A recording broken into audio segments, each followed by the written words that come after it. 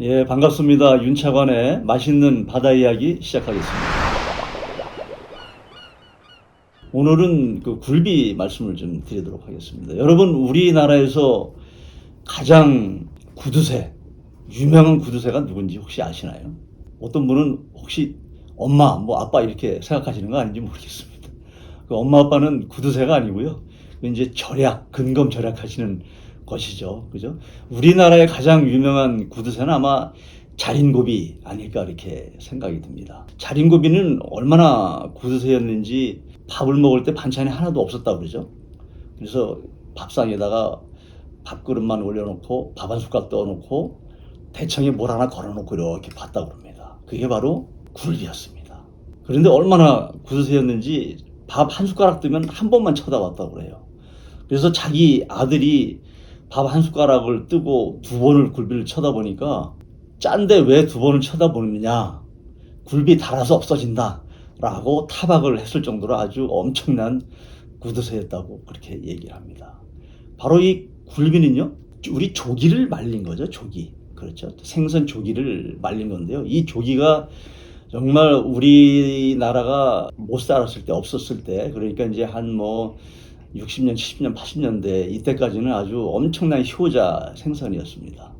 그래서 조기가 많이 잡힐 때가 보통 봄철이거든요. 보통 이제 조기철은 우리나라에서 3월에서 6월입니다. 조기는 이제 다른 이 지역에서 많이 안 잡히고 우리나라, 중국, 대만, 중국 남부 뭐 이렇게 이제 잡히는 데가 바로 조기가 많이 생산되는 데인데, 조기는 이런 그 지역을 이렇게 회유를 합니다.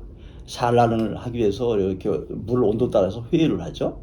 그래서 우리나라에 오는 거는 이제 저 중국이나 대만 쪽에 있다가 봄철 한 3월쯤 되면 이제 우리나라까지 도착을 합니다. 그럼 그때쯤 돼서 이제 산란하는 일정 비슷하게 맞기 때문에 이 알도 통통하게 배고 아주 살이 다 올라서 아주 맛이 좋은 때가 되죠. 그러면 우리나라에 있는 어선들이 엄청나게 조기를 잡으러 흑산도로 가고 영광 앞으로 가고 이 목포 쪽으로 많이 왔습니다. 그래서 생긴 게 임시로 열리는 시장이라고 하는 의미에서 팥이라고 하는 시장이 열렸죠.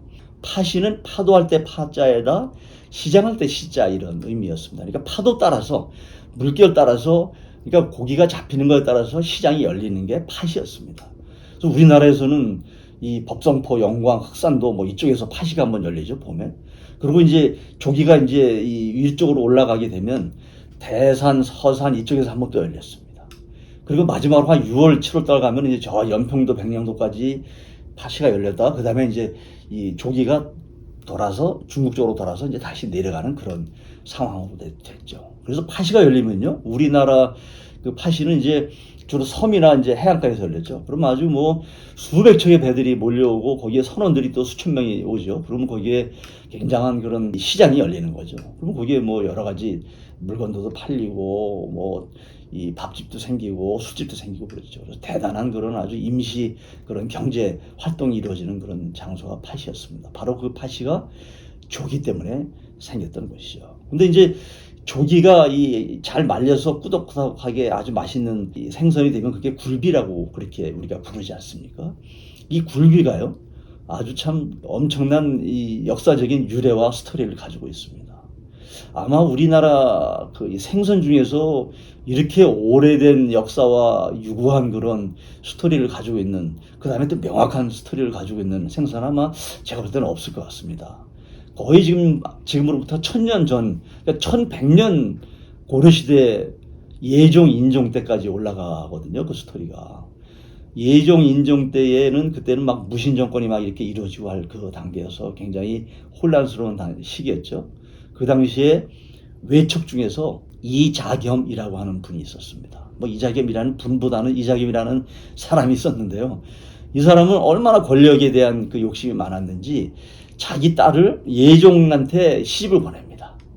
그리고 그의 아들 인종에게는 또 자기 또 더 작은 딸을 또 시집을 보냅니다. 그러니까 이제 왕 두 인종과 예종으로부터 할아버지가 되기도 하고 장인이 되기도 하는 아주 뭐 복잡하죠. 지금으로 보면 뭐 어떻게 상상이 안 되는 그런 이제 상황을 만들 정도로 해서 권력을 잡았어요.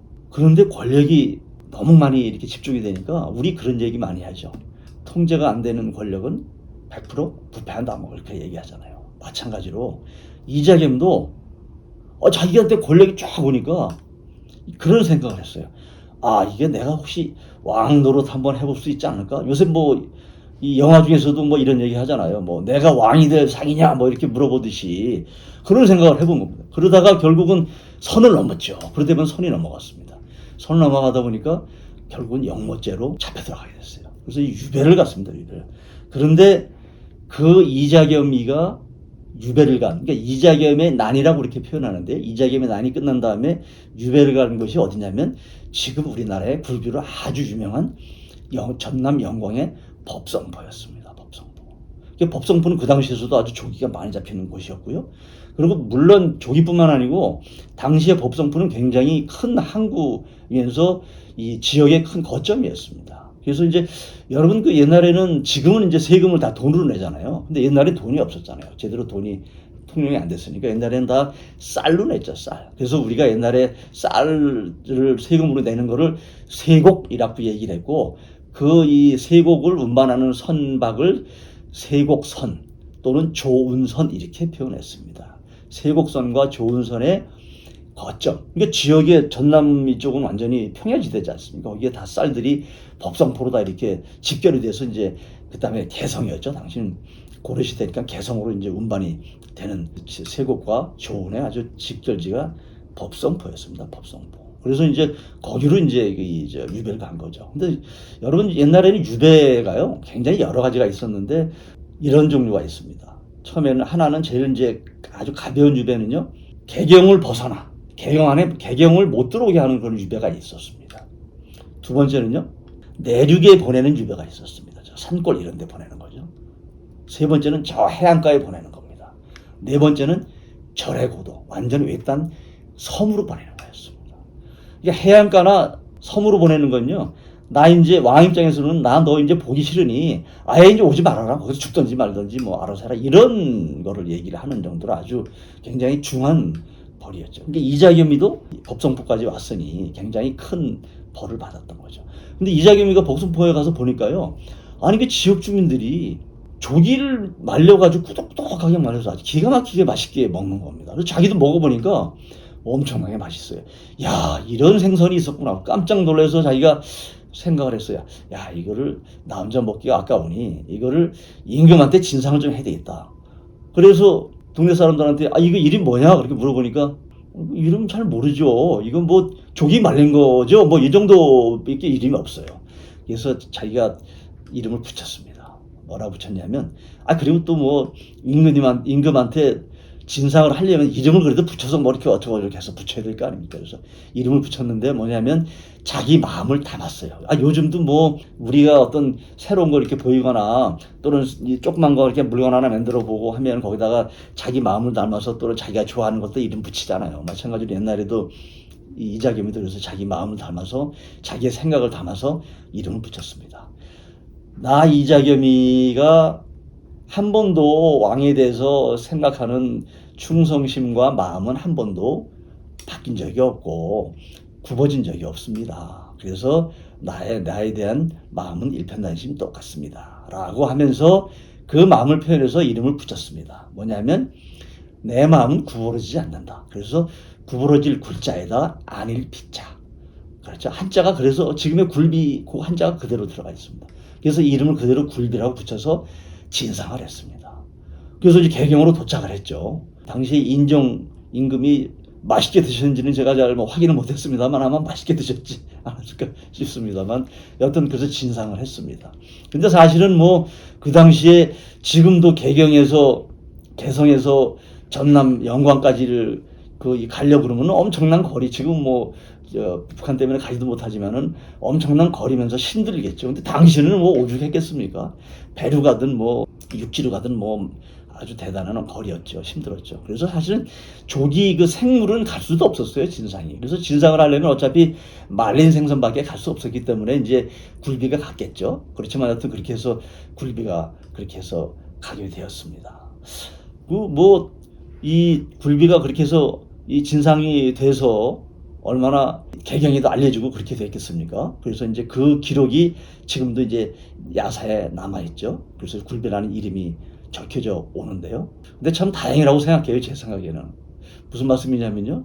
아니 그래도 똑같은 말로 굴비라고 했기 망정이지 똑같은 말로 구부러지지 않을 거야. 이렇게 해서 안일 비자에 구부러질 굴 해서 비굴로 했으면 아니 굴비의 이름이 비굴이 될 뻔했지 않습니까? 그럼 정말 굴비가 참 아주 비굴하게 될 뻔했습니다. 정말 비굴한 굴비가 됐지 않았을까 그렇게 생각하는데요. 어떻게 보면 한편으로는 참 다행이다 싶기도 합니다. 그럼에도 불구하고 이자겸은요 아마 권세를 그렇게 잡다가 그렇게 해안가에 가가지고 유배를 당했으니 그 제대로 뭐 자기 성질을 이렇게 이겨내지 못했을 것 같습니다. 그러다가 보니까 결국은 한 1년도 안 돼서 죽었어요. 법정포에서 결국은 유배지에서 사실은 거기서 오래 못 살았죠. 여하튼 그럼에도 불구하고 이자겸이가 굴비라고 하는 하여간 좋은 이름은 우리한테 지금 남겨주고 있는 것 같습니다. 여러분 굴비 하면 여름에 드시는 게 참 좋죠. 뭐 물론 굴비는 뭐 여러 가지 해서 많이 먹을 수 있습니다. 찜으로 먹을 수도 있고 탕도 해서 먹을 수도 있고 뭐 많이 드실 수 있는데 요즘처럼 무더운 여름에는 보리굴비는요 콩보리가 가득 들어가 있는 항아리에다가 이제 굴비를 말린 굴비를 저장을 이렇게 하면 보리의 그 이 은은한 향이 배에서 더 향취가 더 나기도 하고요. 그 다음에 또 굴비의 약간 비린내는 또 없어져서 아주 더 기가 막힌 그런 이 감칠맛이 나는 그런 이제 보리굴비가 되는 거죠. 그래서 보리굴비는 이제 가장 맛있게 먹는 거는 여름에 우리 녹차물, 그것도 시원한 녹차물에 얼음 녹차물에 같이 이렇게 보리굴비 찢어가지고 이렇게 하나 말아서 드시면 아주 정말 힘이 펄펄 나는 그런 여름을 나는 그런 음식이 아닐까 싶습니다. 여러분 이 더울 때 보리굴비 한 점 어떠신지 모르겠습니다. 오늘은 비굴하지 않은 굴비에 얽힌 이야기였습니다. 감사합니다. 고맙습니다.